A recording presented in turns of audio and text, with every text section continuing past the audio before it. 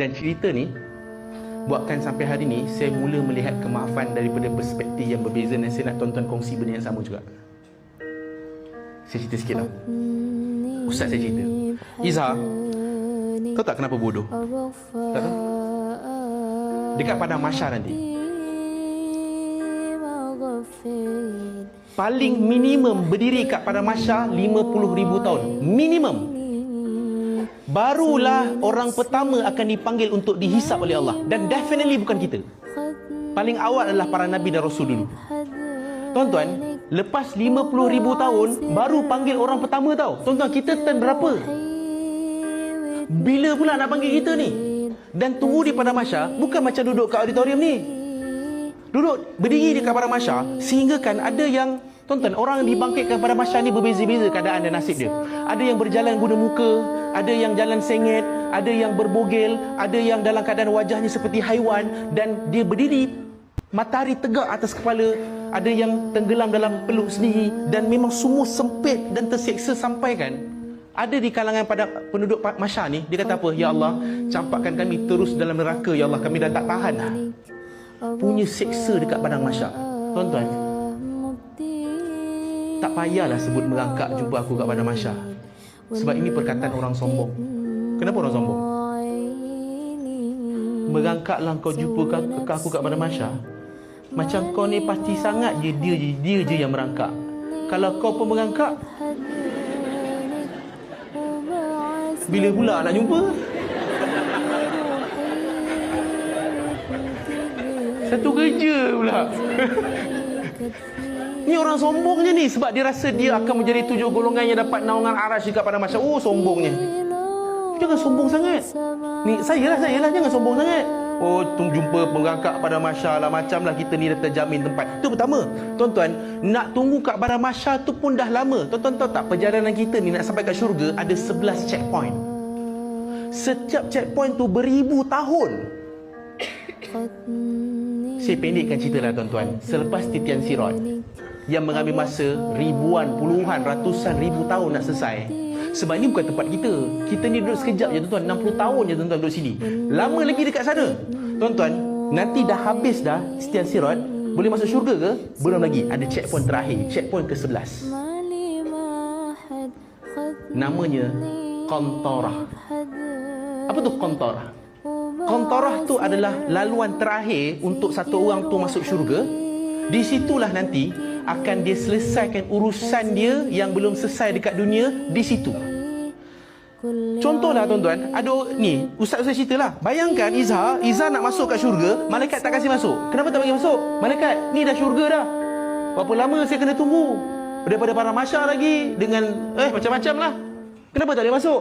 Izzah, ingat tak kat dunia dulu kau ada sebut kat 7 orang tu, berangkatlah kau jumpa aku kat padang mahsyar. Ingat 7 orang tu tengah berangkat lagi.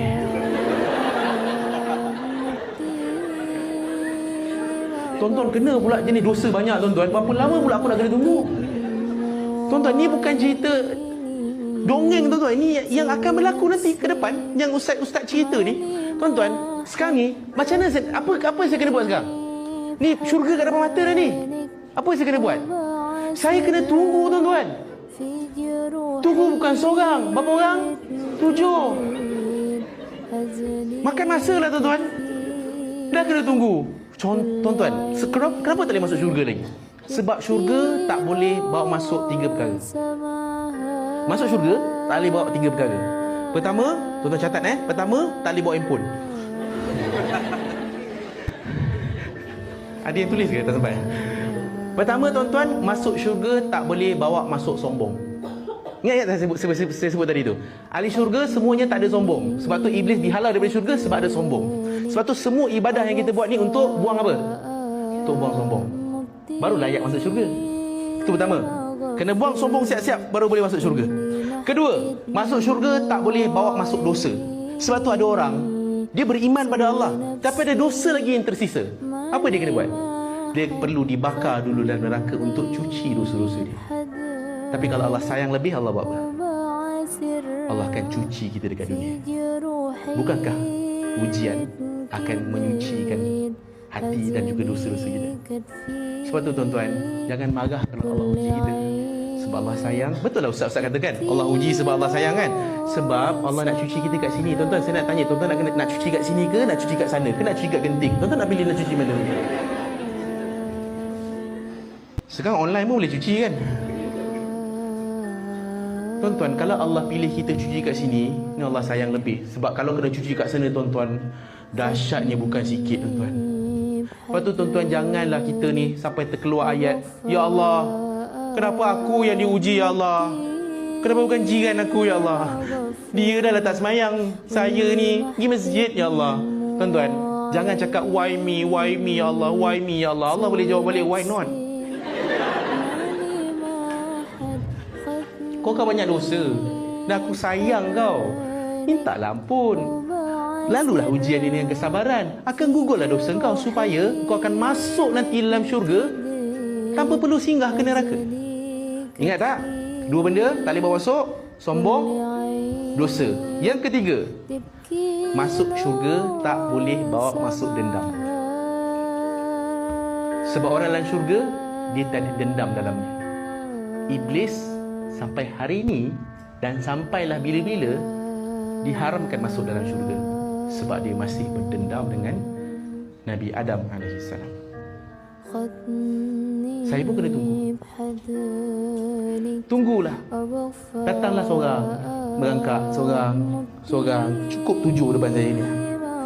Sekarang saya nak tanya, saya kena buat apa? Selepas berapa ratus ribu tahun saya tunggu, sekali 7 dah sampai. Kau ni dosa bukan main banyak. Kau ni lama sangat aku tunggu dia. Contohlah. Sekarang saya nak tanya, saya kena buat apa tuan-tuan?